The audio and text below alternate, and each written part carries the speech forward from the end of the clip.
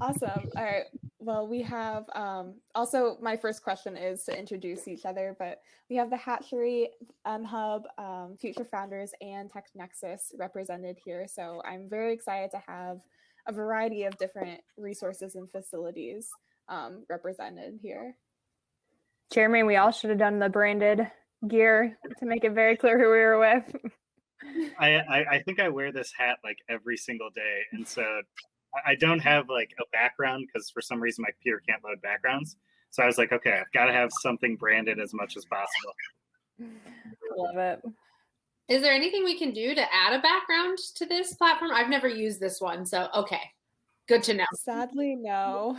I know a lot of people are disappointed by that. They're like, oh, I have like cool ones, but no. That makes sense. Maybe I'll just wear my hatchery badge as like my swag, like Jeremy. Have you been able to go into the hatchery? We've been going a couple times. Our team is still relatively small, and all the people who work in our offices typically work from home. And then we'll go in on occasion to work with some of our entrepreneurs. But in order to ensure that people can operate safely with social distancing, we try our best to stay mostly remote because we want to create that environment for our entrepreneurs to have or to operate essentially. So we did close our large shared kitchen space and for at the beginning of the pandemic, and then started opening it up slowly. We had one business operating at a time and then converted some of our private kitchens to that hourly rate. So people who were operating in the shared kitchen could still operate, but also maintain safety protocols. So it's been a lot of learning this past year. I'm sure everyone has also felt that too. 100%. How is it for all of you with the co-working spaces? Fun fact, I'm actually working out of 1871 right now. Yeah, this was my second time coming in through like the whole pandemic, my first time this year. It is like very dystopian and very weird. I'm not in a rush to come back, but we just figured like me and my colleague had like some in-person stuff to get through. So here I am. But aside from that, like, I mean, work from home is the best. Like, come on, you know? Yeah, we have a little bit of the opposite. So we've been open the entire time. Just our numbers in the space before, like pre-COVID, we did anywhere from like 150 to 175 people. Now it's anywhere from probably 60 to 75 people in the space. I think I've only worked from home maybe 5 days in the last year. So this is actually one of my days that I'm working from home. I just got the vaccine this morning. And so this is one of my first work from home days in probably a couple months. That's exciting. Wow. Yeah, I mean, you guys have all that equipment, right? So that people like you need to use. You can't do that from home. Yeah, and then we had quite a few companies that worked on ventilator systems, PPE, N95 masks. So it's been kind of crazy. And then we've gained a ton of new members where they've been kind of forced to work from home, and they're either using a 3D printer or other supplies in like a second bedroom. And so they're like, I need to get out of the house and work on machinery with people. So we've actually, I think yesterday was one of our largest days. We had a little bit over 110 people in the space. So we're starting to kind of get back to where we were at. Wow. That's exciting. Can't remember the last time I was in a group of 100 plus people. We've been open for, gosh, it's hard to remember when we officially reopened, but probably almost 9 months now, letting our tenants come and go as they please. And we've staffed the building, a little bit under normal, but it's still pretty empty. I mean, it seems like most people that are there are because they want to get out of the house and want somewhere else to be. We have a ton of different like conference rooms and offices so people can have pretty private space. And actually our building has a roof deck that just opened. So I expect more people will come as they can work outdoors, but it's been pretty quiet. Working outdoors has like the same energy to me as like when your teacher in elementary school like let you have class outside. Yes. Like, sometimes I feel like that when I ask my boss, like, can we work outside today? Like a teacher, like a third grader, like asking to like do class outside. Like For sure. it's the same thing. That's pretty spot on. Jeremy, I can't believe that there were that many people in the space. That's incredible, but it really does make sense that given the equipment, but to keep your team on site. So are you guys also helping with the equipment? So some of us, so we've got 3 full-time shop staff that are there Monday through Friday. And then our staff, so on my side, because we've got tours pretty much every day, we stopped public tours and we're now just doing kind of private things. So like our marketing team works from home for 2 days or 2 weeks on and then 2 weeks off. But like our development team, we're there usually pretty much every day, which has been good. But with our facility, it's 63,000 square feet. So we've kind of, that first week after everything hit in March, we've separated tons of tables, moved around a ton of things. We opened up our event space for people to work so that they're socially distanced. But the shop, it's weird. We have days where there's probably only 20 to 25 people there. And then we have other days where it's like almost 100. So it's, in the past, it would be pretty consistent. And now it's kind of all over the place. Very interesting.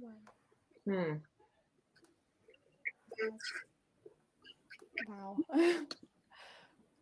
It's very different from what we've been hearing all over, like on campus too. A lot of our labs, just not many people are allowed in. Students who do have labs, they can only have one person in, and then they have an eye their team members what's going on. So that's really awesome that mHub can accommodate. So we'll begin in about a minute. I think more people are trickling in. Yep.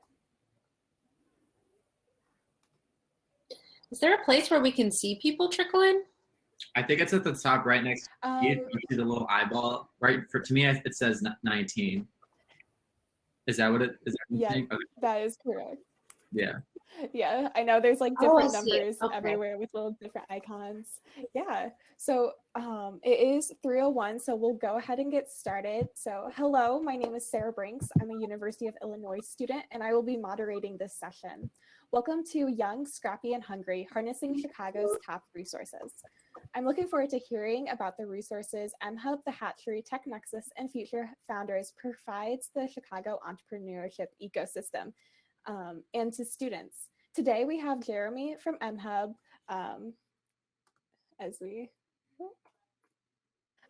Jeremy from mHub, Salvador from Future Founders, Caitlin from Tech Nexus Venture Collaborative, and Danny from the Hatchery. Thank you all for coming, and I would like to start off by asking each of you to tell us more about yourself and the facility or program you work for. Awesome. So I will start first, I guess, because my picture's on the far left. My name is Jeremy Borchert. I'm the development manager at mHub Chicago. We're the nation's largest innovation center focused on physical products and hard tech. We've been around now for about 4 years. We just celebrated our 4-year anniversary about 2 weeks ago. Right now, we've got about 618 active members and around 278 member companies within the space. We're located in the River West neighborhood. We've got about 63,000 square feet of facility. We've got a little bit over $5.5 million worth of prototyping equipment, everything from a full electronics lab, 3D printing lab, CNC and machine lab, as well to a full wood shop. So my role is the development manager. I work with students, faculty, staff, entrepreneurs, startups, small, medium enterprises on their experiences and resources coming into the space. With us being a nonprofit as well, our main goal is to help break down those barriers of entry, especially in the physical product world. I've been with mHub a little bit over 2.5 years. I come from the tennis racket industry. I used to work for Wilson Sporting Goods. I worked on their product development side and also player testing side as well before I came to mHub.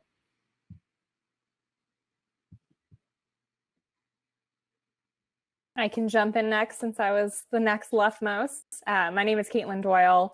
I'm with Tech Nexus. A little bit about Tech Nexus. We call ourselves a venture collaborative, and it's a catch-all for a variety of businesses. First and foremost, we were the original co-working space in Chicago. We started in 2007.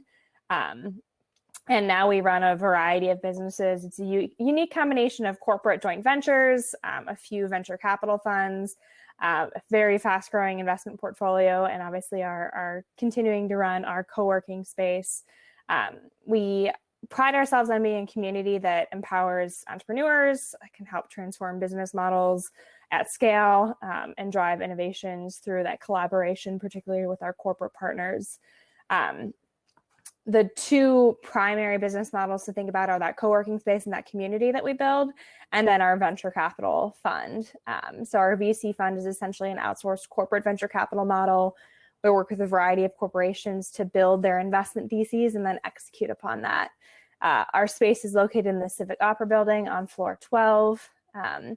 Me personally, I sit primarily on the venturing side. So I work with those corporations that I mentioned to help them build an early stage VC portfolio. So that includes everything from developing the thesis to sourcing companies, performing due diligence, and then ultimately making an investment decision.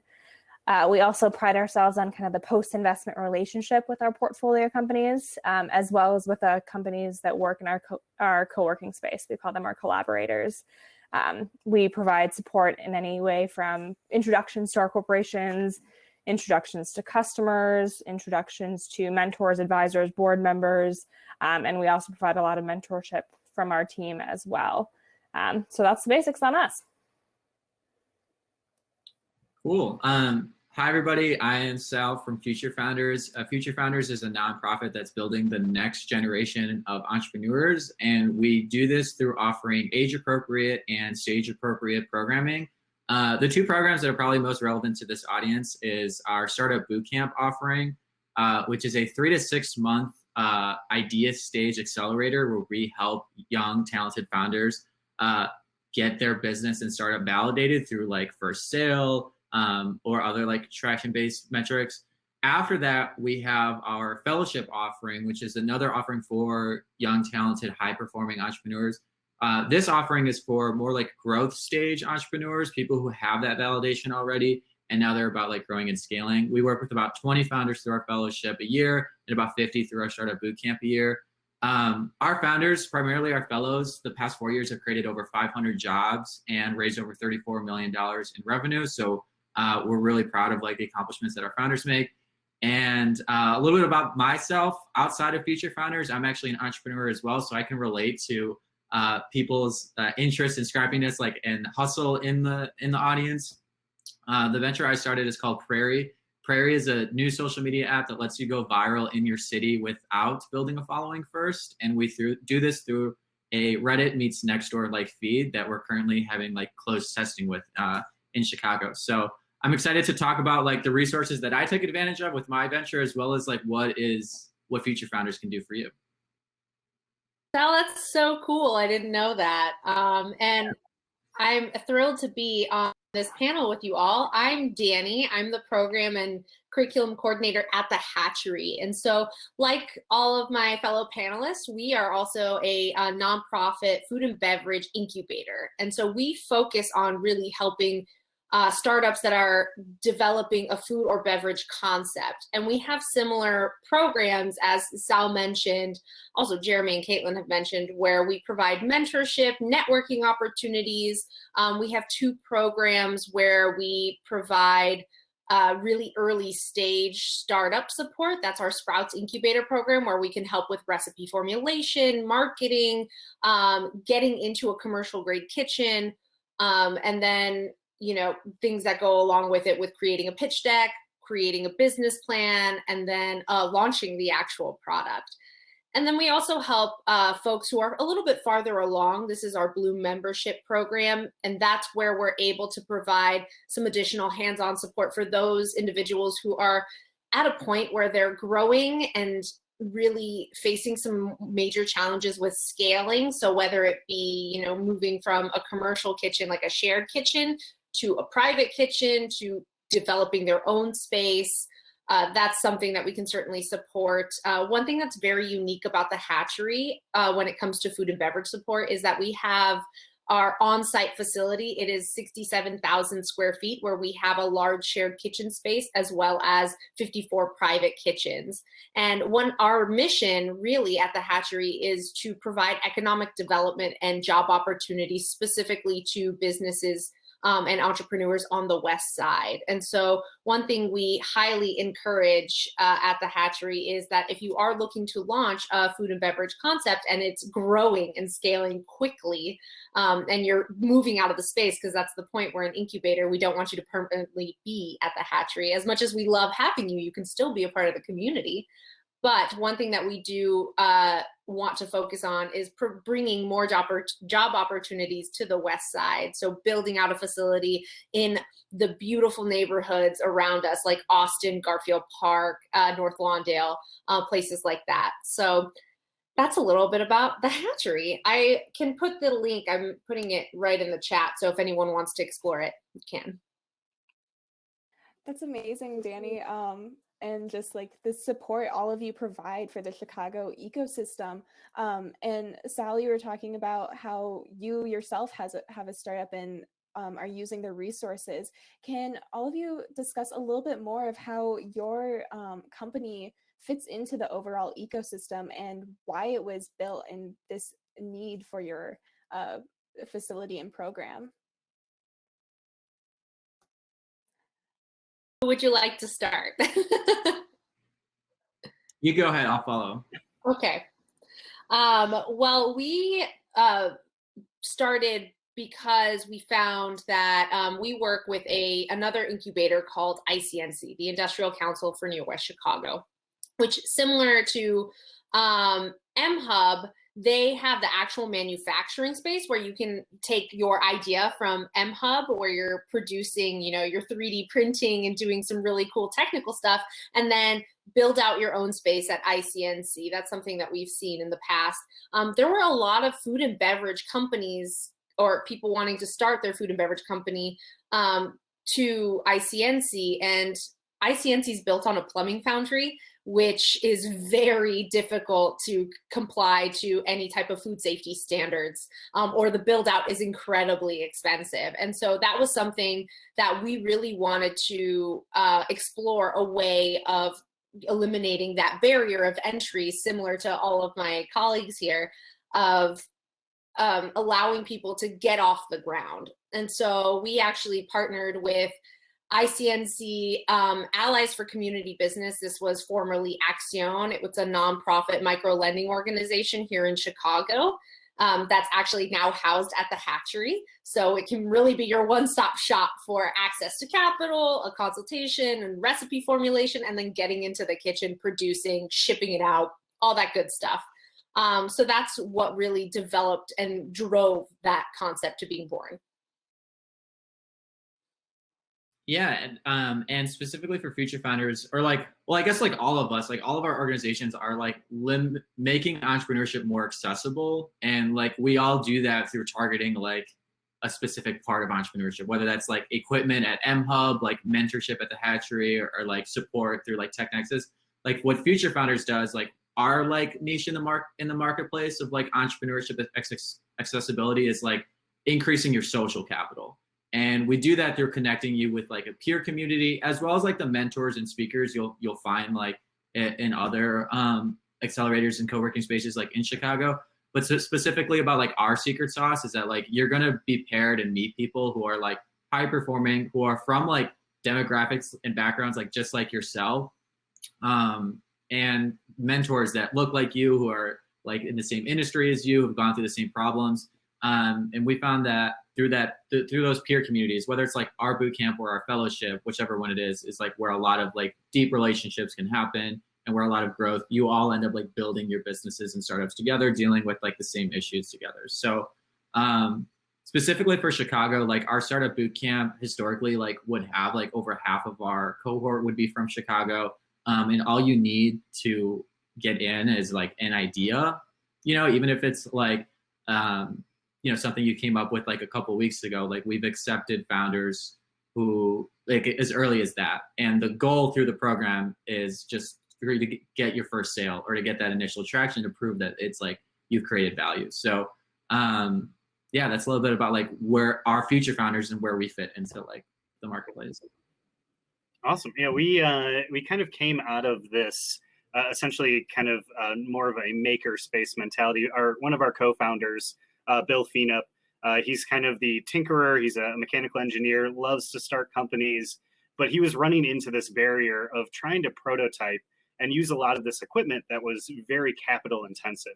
And so he actually ended up calling a little bit over 200 different manufacturers to ask if he could use their CNC machines, if he could use their welding bays, if he could use their equipment.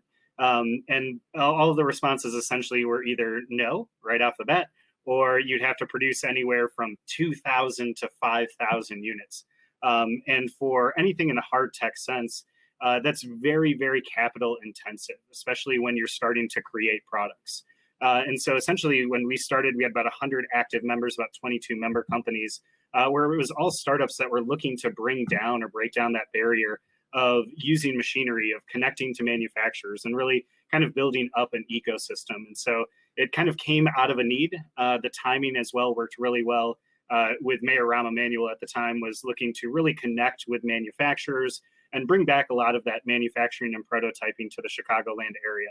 And so it kind of was a perfect mixture or perfect storm for us to be created. And we actually, the building that we're in used to be a manufacturing facility for Motorola. They actually put about $22 million into the infrastructure. And so we were able to come right in and pretty much set up shop right off the bat.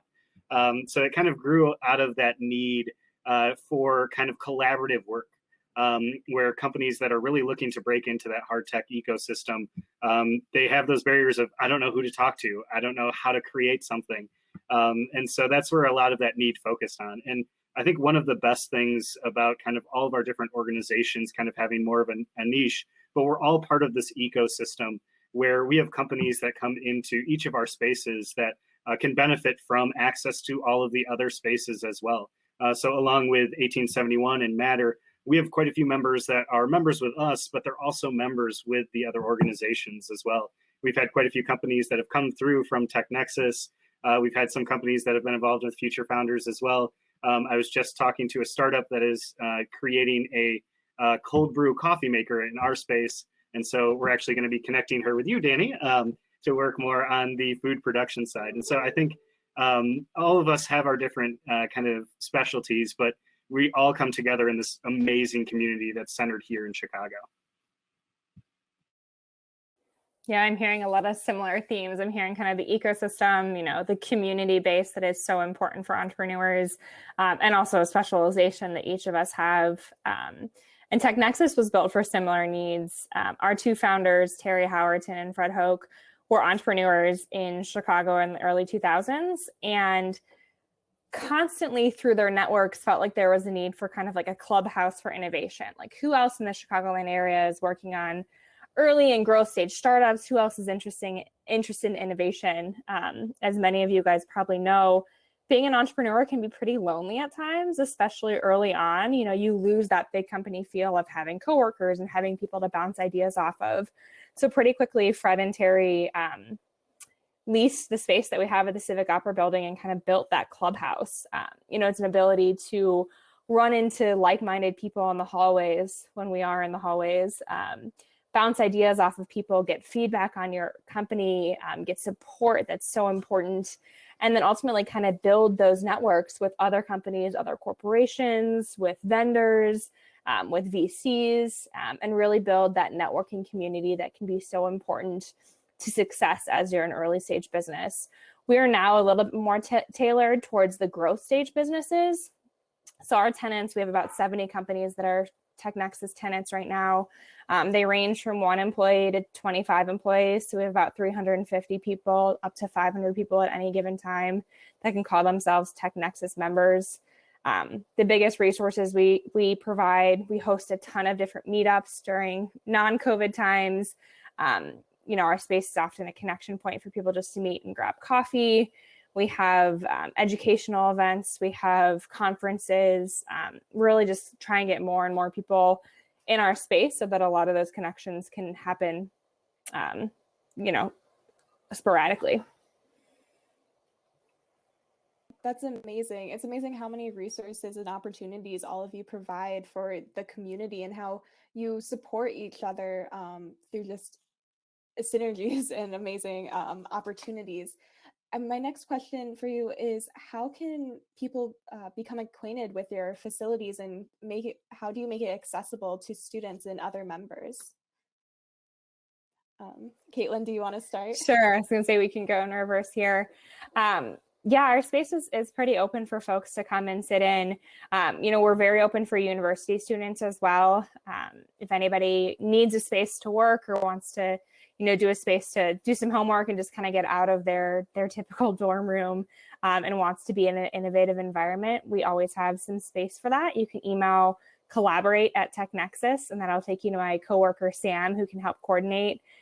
In virtual times, following us on Twitter or LinkedIn, you'll see a lot of our events that we host now typically over Zoom that you can join and kind of start to get involved in the education and the ecosystem that TechNexus offers. On the mHub side as well, so we do virtual tours pretty much Monday through Friday, anytime during the week. We also just now essentially have a Google Street View or a dollhouse view of the entire inside facility at mHub. It actually just launched yesterday, so that is available on our website as well.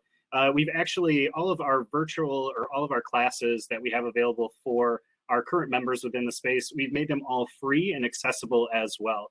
So on our events page through our website, you're able to attend any of those events. I think tomorrow we've got an event with Indiegogo, talking about crowdfunding and sourcing. But we've got different events that are taking place that are virtual. There's always capabilities to come in for a tour as well. And then we work with a lot of students that are either currently in school or just graduated alumni, where we have a kind of full access to the space for a much discounted rate or access into the facility. I think right now we've got partnerships with Northwestern, IIT, UIC as well. We also have students that are coming in to work on student design projects, startups. So we do have quite a few people within the facility. And if you are in Chicago as well, you can always schedule a tour to come into our facility, walk through the space with either myself or Maddie, another member of our team. But right now we are fully open and accessible and would love to have people to come on in. Yeah, and on the Future Founders side of things, we have this email newsletter called the ePass. I just put it in the chat. This newsletter is a bunch of like free resources, events, workshops specifically for collegiate entrepreneurs.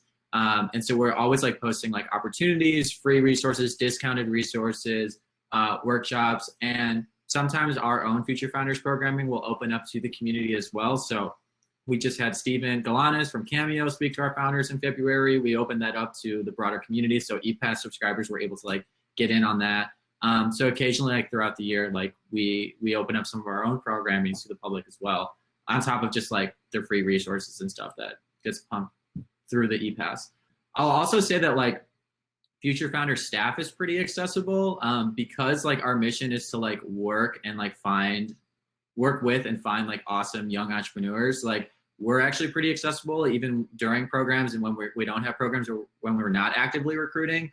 So we build like a lot of relationships throughout the year, and then when it's time to recruit, if the program's a good fit, they then apply to our program. So feel free to like reach out to me, sal@futurefounders.com, or in any like members from like our team page, like on Future Founders. We love like talking to founders, and that's essentially our jobs. So like, don't feel bad about reaching out and like asking for questions or advice or time or anything like that.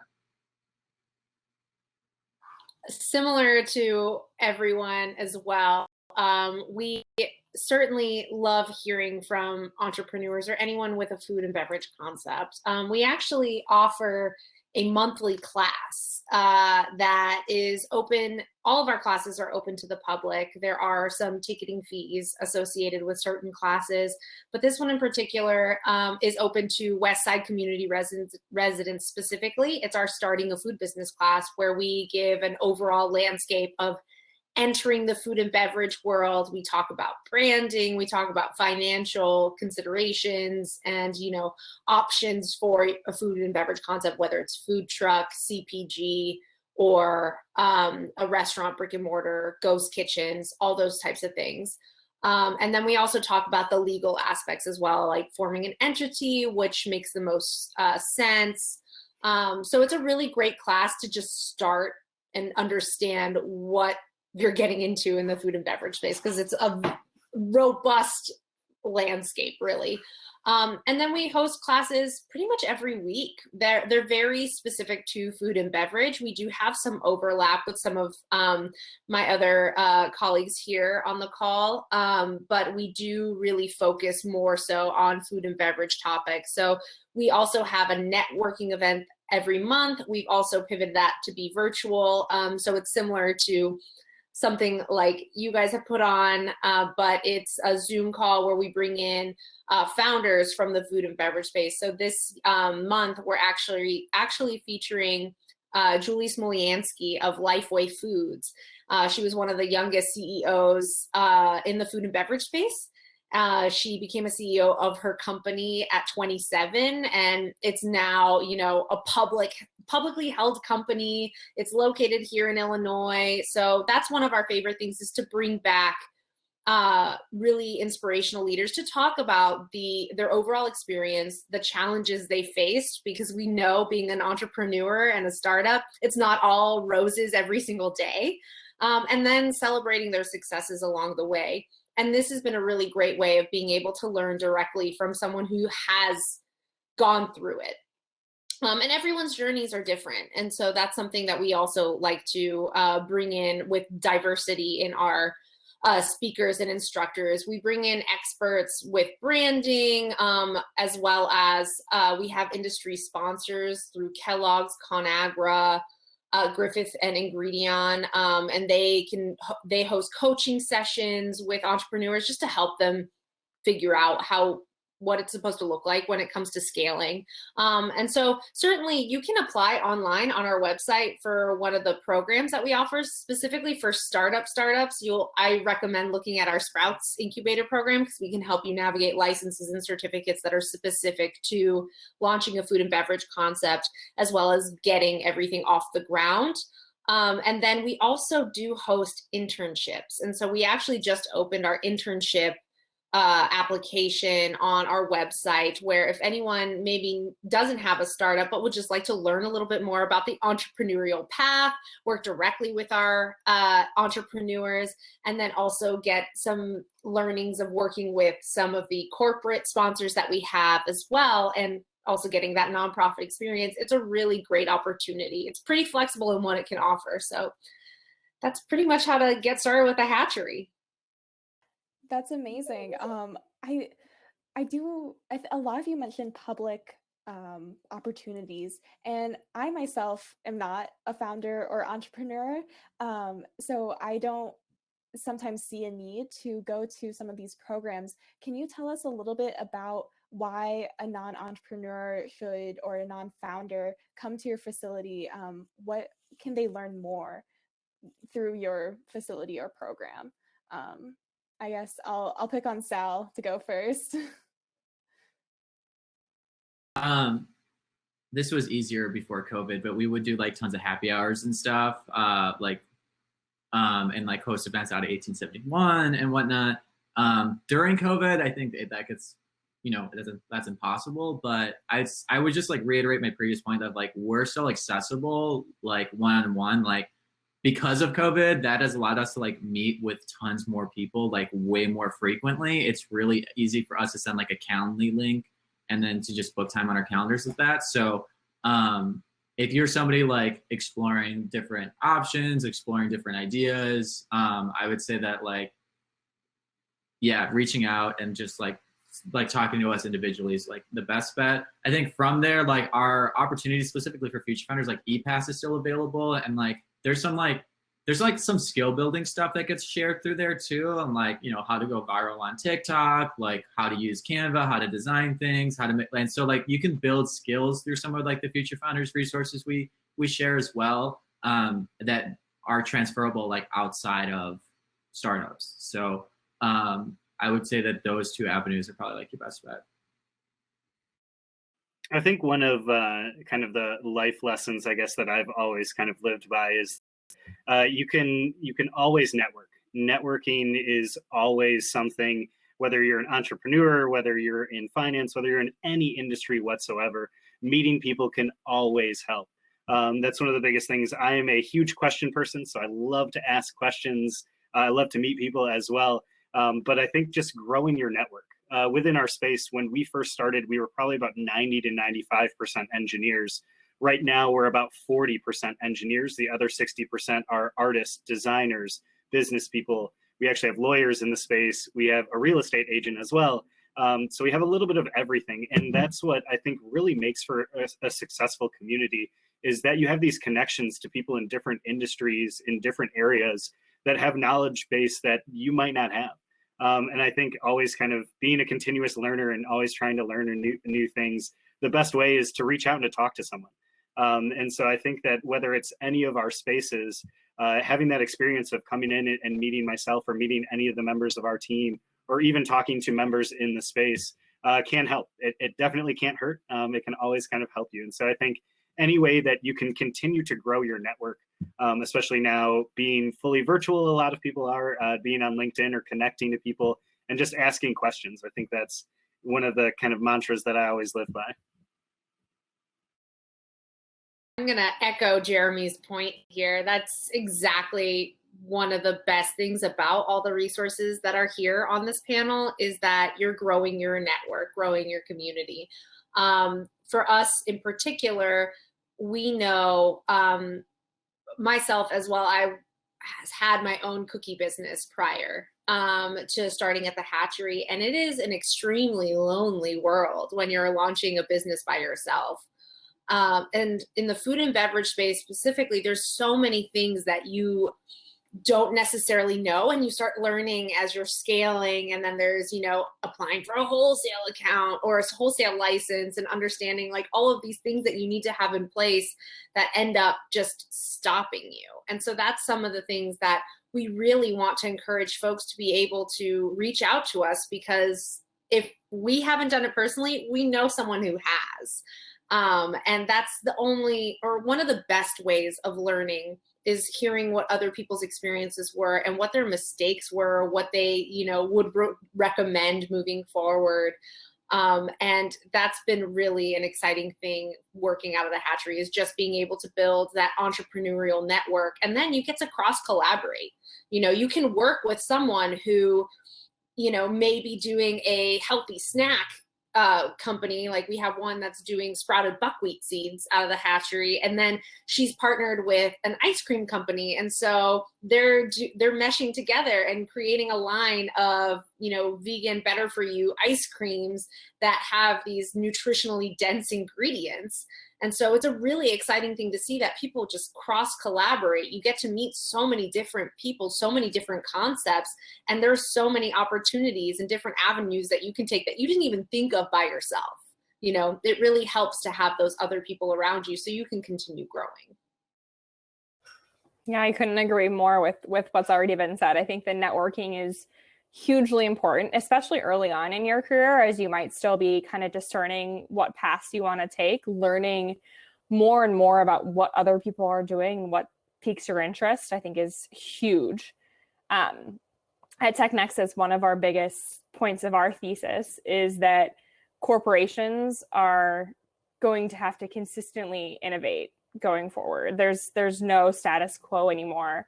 And that's going to be true for corporate employees as well. So regardless of what type of a job that you take, whether it's at a startup, whether it's at a Fortune 500 company, whether it's at a family business, whether it's at a small business, whatever that may be, I think innovation is going to be important in any career.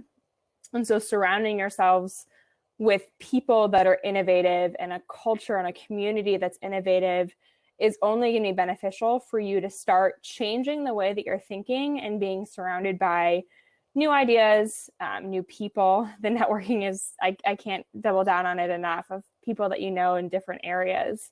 I I think that's huge. In addition, I know a lot of students maybe want to ultimately work for a startup, but don't have an idea of their own or don't know where to find startups. At TechNexus, we connect a lot of our portfolio companies as well as our collaborators who work out of our co-working space with students and recent grads who are looking for internships. So if that's something that interests you, feel free to shoot me an email at caitlin@technexus.com, and I can connect you with our HR resource manager who kind of helps make those connections.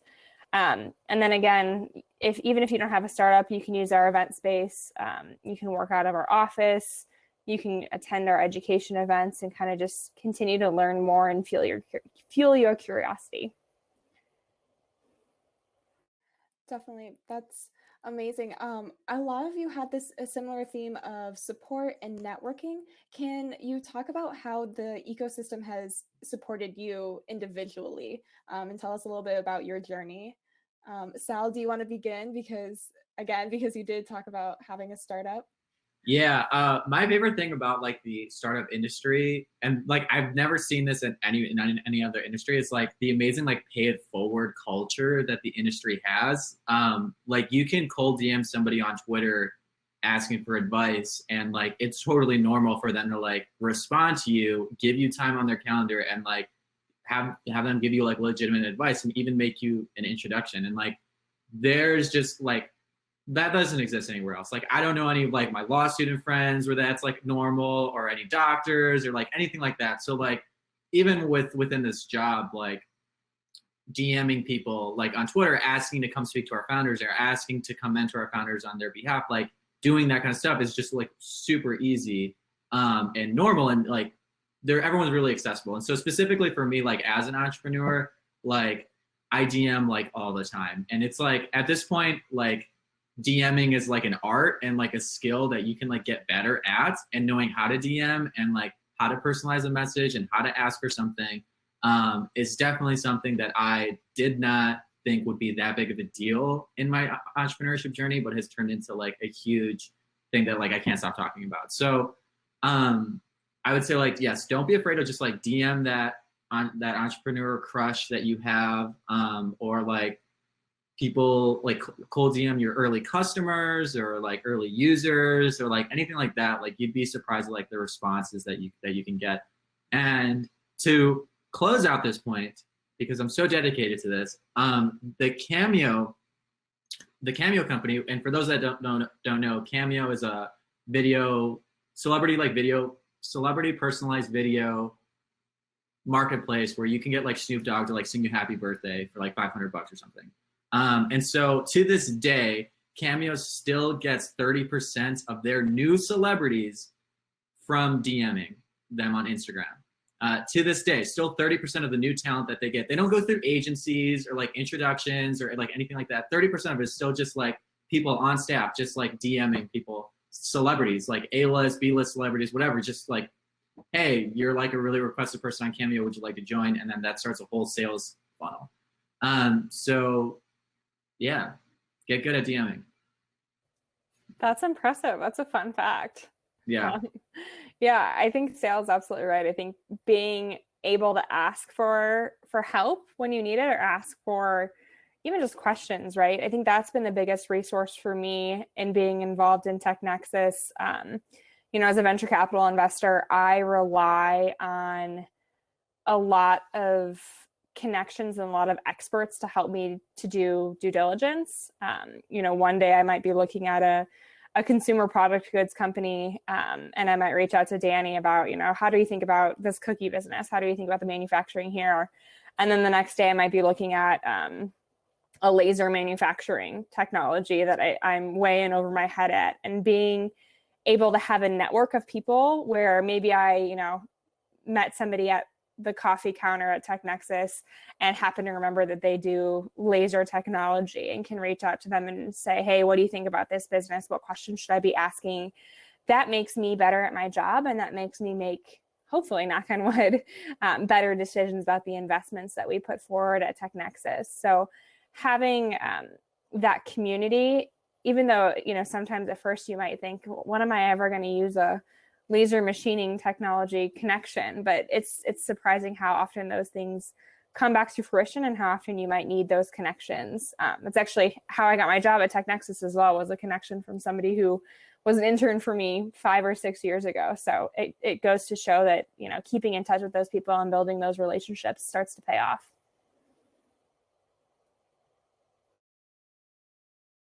I completely agree with both Sal and Caitlin.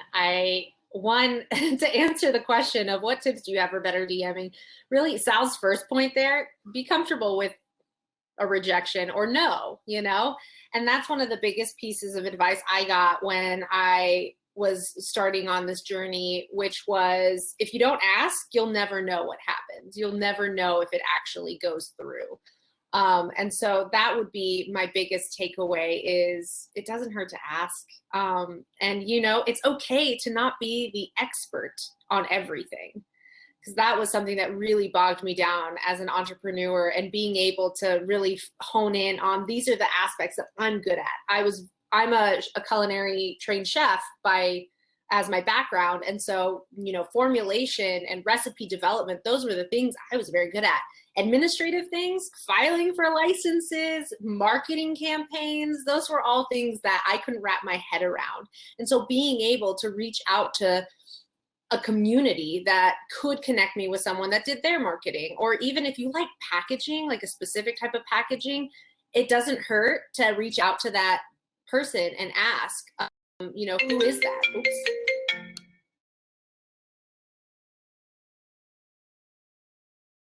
Like an Apple user, when you have like 3 different like Apple devices, somebody like calls you, I don't know where it's coming from. Like it's my existence. there. And like even if you shut one off, it still like takes forever to like all of them to calm down. Even on Do Not Disturb. But yeah. Luckily that's where I was ending, so it worked out. To echo their points as well and talk a little bit about kind of my personal journey. I mean, I've been in a type of sales or development role in the tennis industry for the last 10 years before I came into MHub. And so I was living on the East Coast outside of New York City and came back to Chicago, where I'm originally from. A good friend of mine had asked me if I'd heard of MHub and about the equipment and the community. Right now, currently in my basement behind me on this side, there's 2 drill presses, a full workbench, and about 350 tennis rackets. I love to kind of customize and work on different things there. And so he said, you got to just take a tour, just kind of see the facility. So I signed up for a public tour on a Saturday at MHub. Went through, the tour was actually given by our co-founder, Bill Feenup. And after the tour was done, I walked out of the facility and was like, I need to become involved in this in some way. Although it's a completely different industry that I, at the time, knew nothing about whatsoever. And so kind of making my way into kind of introductions or networking through people who had worked with people at MHub really helped a ton. And so I actually then started working there about 3 weeks later. And in my current role for development, working with startups and talking to people coming into the space. And so kind of on that personal level is just kind of making yourself out there for opportunities that you might think. To myself, I was like, okay, this could be a great space to use the tools. I wasn't kind of thinking about all of the other aspects of a community or an ecosystem like this until I actually went there and saw it and talked to people. It really kind of helped me. And so coming from the tennis industry, which I know a ton about, to an industry in the startup world and hard tech world, which I'm still learning pretty much every single day in the position that I have. But really kind of putting yourself out there helps a ton. Yeah, thank you all for sharing your journeys, and check out the chat because there's been some awesome conversations that are happening about just DMing people and cold emailing. I personally have also done a lot of cold DMing and emails, and the follow-up, if you follow up like 2 to 3 days later, you get a better response. And also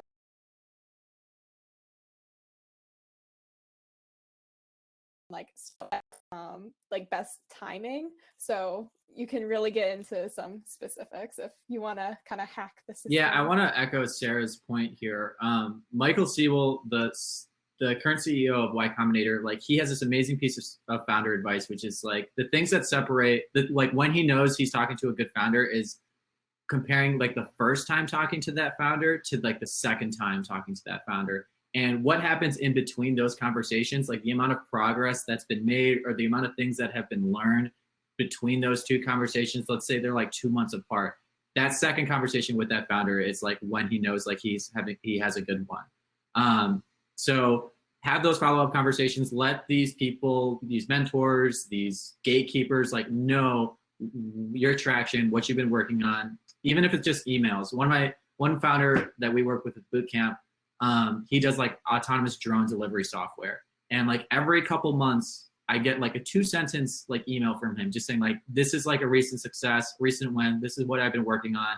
And it's just like this nice little thing that just comes in my inbox. I see it, 2 sentences, all I need, thank you. And like, he just stays in my head now. And I think about him all the time. So if I need to like help him or have an introduction for him, like he's just like in my mental space, and which makes me more likely to like think about him when there's opportunities to help him. So yes, to Sarah's point, totally follow up, and it just shows like that you're dedicated to the venture and dedicated to the startup. Thank you, Sal. That was great. My next question is about COVID. We are still in a pandemic. Can each of you talk a little bit about how COVID has affected your offerings and where you see kind of your offerings going to continue throughout this pandemic and past it? So Jeremy, I'll let you start because I think this is a very unique case. Yeah, our situation at mHub is very unique. We've actually been open continuously through the last year within our space. And so our space as well is considered an essential manufacturing facility. We have companies within our space that are working on ventilator systems, PPE, N95 masks, things that are really there to help combat, I guess I would say, the pandemic. And so we've had kind of great experiences with companies that have either pivoted or moved from what they were working on previously to something new. And so it's really been kind of interesting to see that on that side. We've actually membership, we've had more members come into the facility and more people working in our facility as well, because of that need to really connect on the prototyping side and have that physical machines that they also need to prototype as well. So some of our offerings in the past, we'd hold anywhere from probably 190 to 200 events every year. We've moved all of our events fully virtual. We've moved all of our classes fully virtual, all of our mentorship fully virtual as well. And so we've really kind of started to make it a little bit more accessible. And so we've seen membership grow from companies that are all across the United States, not just in the Chicagoland area or in Illinois, where it makes things more accessible to them. And so currently right now, all of our events, like I said before, in classes are available to the general public, located on our events page. So you're able to check out any of those events that are taking place. But I think kind of in my world, especially in the physical product world, everything has kind of shifted to where you're able to have those virtual connections. You're able to make those connections, especially in the manufacturing side as well. So we've seen a lot of growth there. And then on the full manufacturing end, we've seen a lot of companies that have had their supply chain really kind of grinded to a halt or stopped because they're working with companies overseas. And so a lot of companies are starting to bring back that manufacturing to the United States, to the Midwest as well, which we've seen kind of great growth and great connections on that end. So we're a very unique kind of case where we've been open this entire time, and where we've had people in and out of our space as well. So some of the changes as well, we've kind of opened up our facility a lot more, made it so that we have a lot more distance within the space, and requiring face masks on site as well. Trying to do everything that we can to help combat this. We've actually worked with a company in our space for contact tracing also when you're in the space, to make sure that if anyone were to test positive, we'd be able to let people know. So it's a very unique situation, something that I'm sure is different from other places, but we have been still fully open and fully operational. Chime in next because I think I'm kind of that liaison between probably TechNexus and future founders with their facilities. We also really quickly were deemed essential because we were working with food and beverage companies. And so what we ended up doing was we had to really, configure our space in a way that people can still operate functionally produce typical amounts that they would be able to do. So we were able to convert some of our private kitchens to rentable hourly kitchens. And we usually have daily private kitchens where people can rent it for a couple days at a time, have it be their own private kitchen. And then it allows them, the opportunity to scale, build up inventory, or for like caterers who are doing Taste of Chicago, these big festivals that were huge revenue drivers, were able to take part of. So that was something that we learned very quickly that we needed to figure out. And so we were able to do that. And now we are very diligent when it comes to having safety protocols. So we do require that if you are deemed essential, that you go through all the proper channels through the city in order to obtain all the licenses and certificates. There are new certifications that are voluntary at this point that you can obtain, but it also, provides that safety feeling for your consumer and really for yourself. And then we also, people are wearing masks in the facility at all times. We have designated hand washing sinks and hand sanitizer everywhere. And really, what's interesting about the food and beverage industry is that all of these safety protocols have always been in place because of how food can really be so risky that it could actually create, an avenue for illness. And so it's really been interesting to see that it's just even more magnified. For our programming side of things and membership and participation in our Sprouts program, we were able to pivot all of that virtually. And that was our first inclination, similar to Jeremy, that we were able to tap into a nationwide group of entrepreneurs. We had people from all over the country tuning into our classes, wanting to sign up for some of our programs. However, we are, for our Bloom membership as well as our Sprouts program, that's only open to Chicago residents. Everything else about our classes, networking events, that's open to the public. So you could potentially meet someone from California. And then we now have recently launched this week, actually, our on-demand portal for accessing certain foundational classes. So a class on accounting and finance for startups. We have our class that's understanding how to get on retail shelves and talking to buyers on that portal as well. And then the legal aspects of raising capital, which Caitlin, I'm going to follow up with you on that one so we can talk a little further. But that's one thing that we were able to do given the pandemic. So it's been very interesting.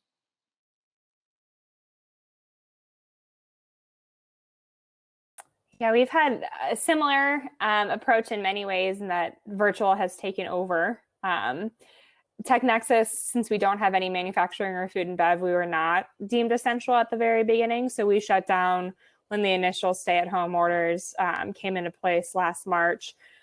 Since businesses have been open, we've been open as well. And our co-working space has been recalibrated so that social distancing can be abided by. We have a ton of different conference rooms in our space as well as our event space. So people can work pretty distantly from each other.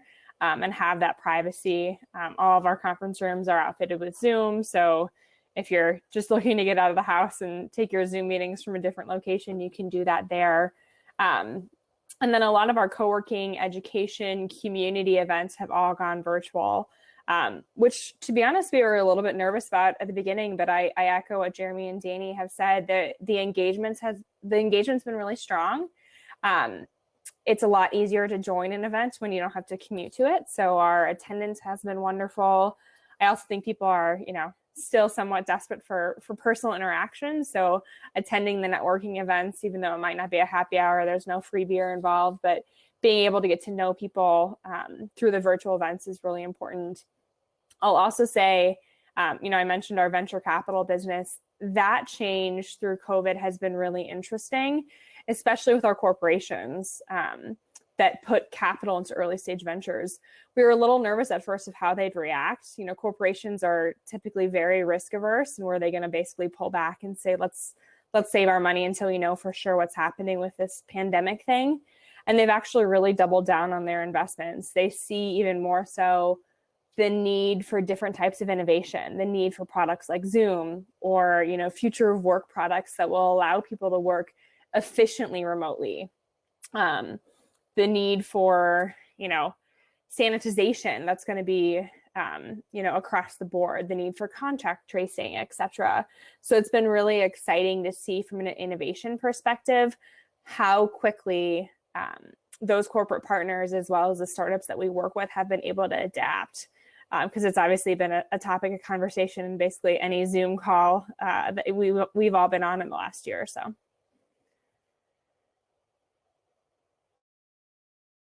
In the Future Founders world, we were very blessed that our programs were either like 50% virtual or 100% virtual. So we were pretty ready for like the pandemic. The main thing that changed, with that said, a couple of our programs that weren't virtual have gone on to have much more interest and like applicants since then. So the biggest example of this is our U-Pitch competition, where it's like a collegiate elevator pitch competition where we would fly in like 18 of the top like college entrepreneurs to Chicago to pitch for like $10,000 worth of prize money. We hosted in 1871. It's this big fancy event with like 200 people in it every year. And when we pivoted that event to a virtual pitch competition, we saw like twice as many applicants because people didn't have to like physically go to Chicago, because virtual like makes things more accessible. And so with data like that, we've kind of like leaned into the virtual community and kind of like have made bets that like it's going to stick around. We got this new software called Heartbeat, which is like Slack, but for more like intimate, closed communities. And the Heartbeat community that we have with Future Founders is intended to like make connections. You can DM other founders, read other founders' bios, post questions, ask things for feedback, ask for introductions. And it's just like a way for like the founders to like help themselves like in a virtual setting, instead of like having everything go through like staff. Like the founders can like network and help each other that way too. So I'd say like virtual is like, I think helped entrepreneurship, like the entrepreneurship industry as a whole, and like a lot of in a very in a very specific kind of way, and that is like more accessible, like people, connections, resources, and opportunities. And so I think like we in terms of like this future founder strategy, like we see it sticking around and like are placing bets to like help founders virtually. That's amazing. So we're almost towards the end of our session, and I have one last quick question for all of you. What is the most exciting part about working at your company? Danny, do you want to start? Yeah, there's so many things. I just, the innovation that you see people go through and just the constant, pivoting. It's so incredible. It's inspiring and it's empowering to be able to help people figure out a strategy. And that's one of the things that I love at the Hatchery, because we're kind of a startup for startups, if you will, where ever since I started, it's been, let's throw an idea, see if it works. And if it works, great, it's stuck. And we create policy around it. We figure out, how can we refine it, make it more professional or streamline it in any type of way. And essentially that allows us to continue that entrepreneurial spirit that our entrepreneurs, the folks that we work with, are experiencing as well. So I think it really helps with developing curriculum and guiding practices, because we're learning as we go as well. And then food and beverage, I could talk about it for years, so I'm not gonna bore everyone about that, but that's also, it's my passion. It's what I majored in college was, food anthropology, and then got to go to culinary school, worked in restaurants. So anything I can do to talk about food, I'm here for it. My favorite thing, similar to Danny, is just seeing the progression of the companies that we get to work with. So both our collaborators that are in our co-working space, as well as our portfolio companies, we get to know them pretty early. I mean, not quite as early as Sal, but typically they're just starting to build a product. Maybe they're just getting to market. They have really early customers. And so being able to watch that progress to, multiple customers, hundreds of dollars of revenue, to thousands of dollars of revenue, to millions of dollars of revenue, and knock on wood, to some type of exit or liquidity event, is just very, it's very rewarding to see our founders grow like that and to play a small part and to be able to help in any way. It's a very, it's rewarding and it's fun to watch. I think that's also kind of to jump on their points as well. I love this question because someone's always like, what's your favorite startup or the company that you're like most impressed or anything in your space? And I always give kind of the same explanation that sometimes it feels like they're all like my children, where I get to see them from that very early idea stage. I've seen companies come in with an idea drawn on a sheet of paper or a Post-it note, to seeing them have a fully functioning prototype, to seeing a company where they're manufacturing products and they have them for sale on either an e-commerce website or in a store. There's a company that designed one of the Nerf guns that's currently out. And I was walking through Target and I saw the actual Nerf gun that I got to see them prototype in the space. I think it's one of the things to, like Caitlin said, to see these companies grow and really see them accelerate through that process. It brings me a lot of joy, and also get to kind of be on that cutting edge and seeing technology that's not going to be coming out for a year, 2 years, 5 years, and to really kind of see people explore that process and kind of see the ups and the downs, the roller coaster ride that is working for a startup or with a startup. And Danny took my favorite line that we're a startup for startups. And so that's something that I really like as well, because I know that all of our staffs as well put in really that effort to get to know these people. And it's not just having someone this is the company in your space, but it's building that relationship and really starting to see that relationship grow as well. Yeah, I would second everything that's already been said. One analogy I always share with, like, when it comes to entrepreneurship is, which it's like starting a business, like starting a startup, it's like starting a fire without a lighter.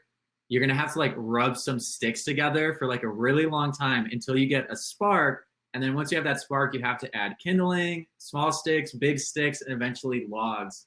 And a lot of founders like want to add the kindling and logs first, which is like VC money or building out your prototype. And they just skip like the rubbing sticks part where you need to do that to get a spark. And so one thing I love about this work is seeing the rubbing sticks like pay off essentially, and to finally get that spark, and then growth just happens so much more naturally because it's a fire. It's just going to go from there. And the rubbing sticks can take the place of like, DMing all your first customers, going door to door. Like that's that hustle stuff that you always hear, like, the famous entrepreneurs talking about. And specifically for me, just like witnessing like so many different entrepreneurs come from so many different industries and backgrounds and stuff. It's just like finally seeing the hustle pay off and then seeing that spark and like letting that flame grow. So plus like everything everybody else said, but yeah. Thank you so much all for sharing. This has been a great session. I've learned a lot about all of your different facilities and just about your own journeys. To the rest of the audience, thank you everyone for attending. We would love you to share your feedback of the event on your Instagram stories or other social media platforms. Please do this by tagging Chicago Startup Week to let us know what you thought. And lastly, session.